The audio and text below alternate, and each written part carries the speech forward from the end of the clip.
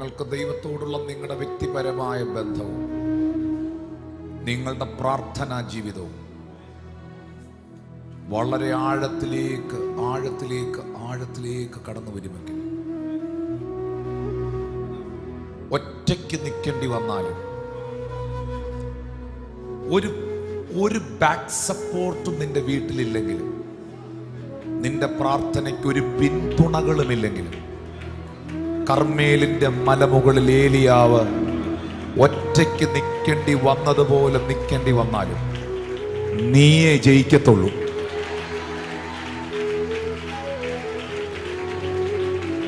പ്രാർത്ഥിക്കുന്നവനെ ജയിപ്പിക്കുന്നൊരു ദൈവമുണ്ട്. പ്രാർത്ഥിക്കുന്നവനെങ്ങും ലജ്ജിച്ചു പോകാൻ ഇടവരുത്താത്തൊരു ദൈവമുണ്ട്. പ്രാർത്ഥിക്കുന്നവനൊരു പരാജയമാകാൻ അനുവദിക്കാത്തൊരു ദൈവമുണ്ട്. പ്രാർത്ഥനയിൽ ആരംഭിച്ച യേശു ക്രിസ്തു, പ്രാർത്ഥനയിൽ പ്രവർത്തിച്ച യേശു ക്രിസ്തു, പ്രാർത്ഥനയിൽ വ്യഥകളെ വേദനകളെ നേരിട്ട യേശു ക്രിസ്തു, ആത്മാവിനെ പ്രാർത്ഥനയിൽ പിതാവിന്റെ തൃക്കരങ്ങളിൽ ഏൽപ്പിച്ച യേശു ക്രിസ്തു, യഹൂദന്മാർ കരുതി, പ്രമാണികൾ കരുതി അവൻ അവസാനിച്ചെന്ന്. പ്രാർത്ഥിച്ചവനെ കല്ലറകൾ കൊതുക്കാൻ കഴിഞ്ഞില്ല.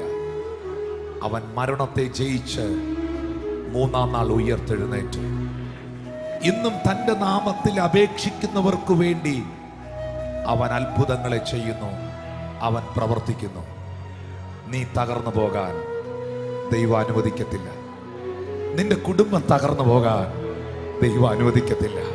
പ്രാർത്ഥിക്കുന്ന നിന്റെ കുഞ്ഞുങ്ങൾ തെറ്റിപ്പോകാൻ ദൈവം അനുവദിക്കത്തില്ല. നിനക്ക് നഷ്ടപ്പെട്ടതെല്ലാം കർത്താവ് നിന്റെ ജീവിതത്തിലൂടെ തിരിച്ചു കൊണ്ടുവരും. പ്രവാചകൻ കണ്ടത് തന്നോട് ശിഷ്യൻ അറിയിക്കുന്ന ചെറിയ ഒരു കൈപ്പത്തിയാണ്, ചെറിയ ഒരു മേഘമാണ്. പ്രാർത്ഥനയുടെ മറുപടി ചെറുതായി പോയോ, പ്രാർത്ഥനയുടെ മറുപടി വൈകുന്നത് എന്ത് എന്ന് സാഹചര്യങ്ങൾ നിന്നെ ചിന്തിപ്പിച്ചേക്കാം.